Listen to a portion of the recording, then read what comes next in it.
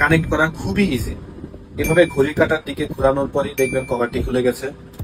ব্যাটারিটি সুন্দরভাবে এই ওরিয়েন্টেশনে রাখবেন এবং এটাকে আবার হালকা একটু সাবধানে প্রেস করে ঘড়ির কাঁটার বিপরীত দিকে ঘোরানোর মাধ্যমে যখন বিপ সাউন্ড করবে নিশ্চিত হবেন ট্র্যাকারটি অন হয়েছে। বক্সটি খুললেই দেখতে পারবেন ট্র্যাকারের সাথে একটি চাবি রিং এবং একটি ইংলিশ ম্যানুয়াল আছে। যেই ম্যানুয়ালের কিউআর কোডটি স্ক্যান করলেই আপনি অ্যাপটি ইনস্টল করবেন। থ্রি ডটে ক্লিক করলেই বাইন্ডিং ডিভাইসে ক্লিক করবেন।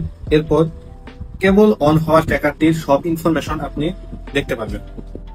যে বস্তুটিকে ট্র্যাক করতে চান তার আইকন, তার একটি ডেমো নাম এবং আপনার কন্ট্যাক্ট নাম্বার দিয়ে বাইন্ড করে ফেলবেন। এই রিলোড বাটনে ক্লিক করেন, লাইভ লোকেশন আপডেট হতে থাকবে এবং এই বাটনে ক্লিক করলে গত 7 দিনের যে কোনো দিনের কোথায় কখন ছিল সেই জিনিসটা আপনি দেখতে পারবেন। ছোট ছোট লাল ডট, এগুলোতে আপনি ক্লিক করলে সেই জায়গার লোকেশন এবং অ্যারাইভাল টাইম অনুযায়ী আপনি দেখতে পারেন কতটা সময় সেই লোকেশনে ট্র্যাকারটি বাড়ি ছিল।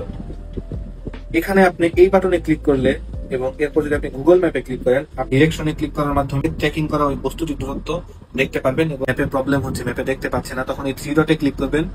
এইখানে ক্লিক করার পরে এই ম্যাপ থেকে অবশ্যই গুগল ম্যাপটি সিলেক্ট করে আপনি যদি আপনার এই ট্র্যাকিংকৃত ডিভাইসটির সাথে অন্য কাউকে সংযুক্ত করতে চান, এই হিউম্যান প্লাস বাটনে ক্লিক করবেন। যে কিউআর কোডটি আসবে সেই কিউআর কোডটি অপর ওই ফোন থেকে স্ক্যান করবেন এবং অপর ওই ফোনের সাথে এই ট্র্যাকিং ডিভাইসটি বাইন্ড হয়ে যাবে।